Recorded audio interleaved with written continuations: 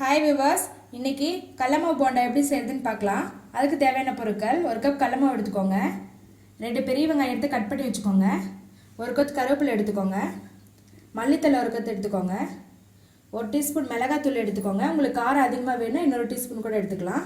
Baking soda 1/2 teaspoon எடுத்துக்கோங்க. உப்பு 1 teaspoon எடுத்துக்கோங்க. இப்போ ஒரு பாத்திரத்தில் கடலமாவு போட்டுக்கோங்க. உப்பு, பேக்கிங் சோடா 2 போட்டுக்கோங்க. இப்போ தண்ணி விட்டு நல்லா கலக்கிக்கோங்க. இட்லி மாவு பதத்துக்கு கலக்கிக்கோங்க. இப்போ இந்த பதத்துக்கு கட்டி இல்லாமல் கலக்கிக்கோங்க. அடுத்து மிளகாத்தூள் போட்டுக்கோங்க,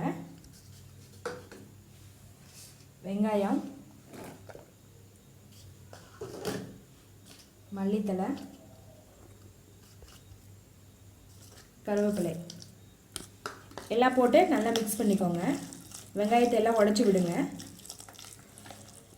இப்போது நல்லா இந்த மாதிரி கலக்கி வச்சுக்கோங்க. இந்த பதத்தில் இருக்கணும், ரொம்ப தண்ணியாக விடக்கூடாது, ரொம்ப கெட்டியாகவும் இருக்கக்கூடாது.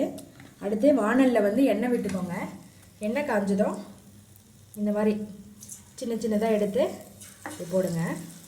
ரொம்ப பெருசாக வேணாம், சின்னதாக இருந்தால் எல்லாம் விரும்பி சாப்பிடுவாங்க. எந்த சைஸ் வேணாலும் போட்டுக்கலாம் நம்ம.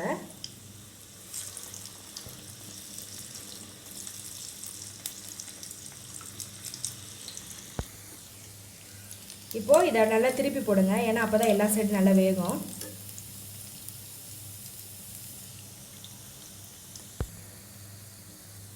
அடுப்பை கம்மியாக வச்சுக்கோங்க, இல்லைன்னா தீஞ்சிரும். இப்போ பாருங்கள், நல்லா கம்மியாக வச்சு நல்லா எல்லா சைடும் நல்லா திருப்பி விட்டால் நல்லா வெந்துடும். மேலே பாருங்கள் மொறுமொறுப்பாக இருக்கும். இந்த மாதிரி இருந்தால் எடுத்துடலாம்.